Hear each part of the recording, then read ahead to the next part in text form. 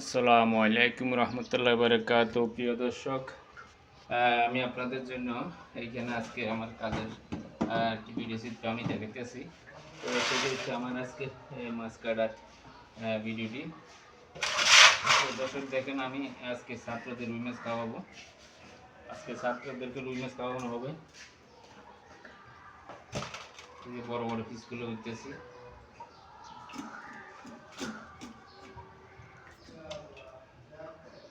আজকে আমার রান্নার আয়োজন হচ্ছে রুই মাছ আর টমেটো দিয়ে চচ্চড়ি করব। তবে সেটা আপনাকে দেখাবো পরে। আমি আগে প্রক্রিয়াজাত করলে মাছগুলো।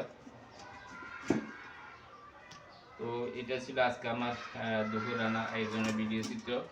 তো প্রিয় দর্শক, কে কোথা থেকে দেখতেছেন আমাকে লাইক কমেন্ট শেয়ার দিয়ে সহায়তা করবেন। আমি দৈনিক আপনাদের জন্য রান্নার ভিডিওগুলো আপলোড দিচ্ছি। তো দেখতে থাকুন আমার ভিডিও। মাছ খেতেছি, আজকে রুই মাছ খাওয়াবো ছাত্রদের। আজকে ওদের রুই মাছ খাওয়ানো হবে।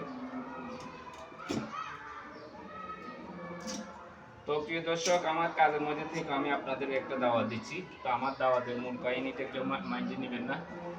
মূল কথা হচ্ছে, আমার ফেসবুকে যারা বন্ধু আছেন এবং অনলাইনে যারা আছেন সবাইকে আমি বলি, মুসলমান হিসেবে আমার কর্তব্য।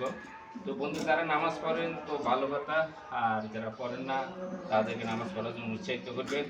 এটা হচ্ছে মুসলমান মূল নীতি চাবিকাঠি মুসলমান হিসেবে। তো ওই নামাজ পড়বেন, অন্যকে নামাজ পড়তে বলবেন। তো বন্ধুরা, থ্যাংক ইউ, ধন্যবাদ।